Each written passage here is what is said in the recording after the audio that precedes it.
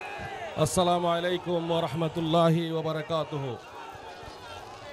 বাংলাদেশ জামাত ইসলামী কেন্দ্র গঠিত 5 দফার দাবিতে মিছিল পূর্ব সমাবেশের সম্মানিত সভাপতি, শ্রদ্ধাভাজন প্রধান অতিথি, উপস্থিত নেতৃবৃন্দ, প্রাণপ্রিয় চট্টগ্রামবাসী, আমাদের দাবি সুস্পষ্ট।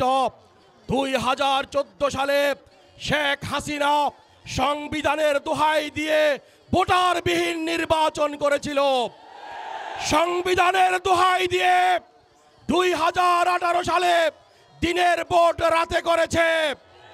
সংবিধানের দোহাই দিয়ে 2024 সালে জাতিকে একটি আমিডামির নির্বাচন উপহার দিয়েছে।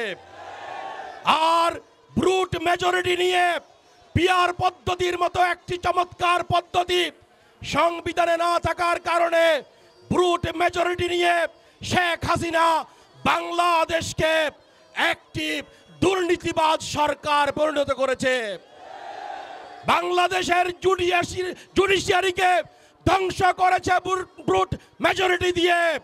পুলিশ প্রশাসন সহ দেশপ্রেমিক সেনাবাহিনীকে ধ্বংস করেছে ব্রুট মেজরিটি দিয়ে।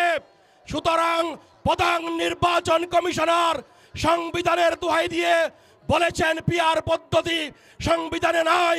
আমরা বলছি পিআর পদ্ধতি নাই, কোন পদ্ধতি সংবিধানে নির্বাচন কিভাবে হবে তা উল্লেখ নেই। বাংলাদেশে তত্ত্বাবধায়ক সরকারের মতো একটি জনপ্রিয় সরকার নির্বাচন পদ্ধতি পিআর পদ্ধতির দাবি তুলেছে বাংলাদেশ জামাত ইসলামী। এই দেশের গণতন্ত্রের স্বার্থে, মানুষের ভোটাধিকারের স্বার্থে পিআর পদ্ধতি মেনে নিতে হবে। আল্লাহ হাফেজ। বাংলাদেশ জিন্দাবাদ। বাংলাদেশ জামাত ইসলামী জিন্দাবাদ।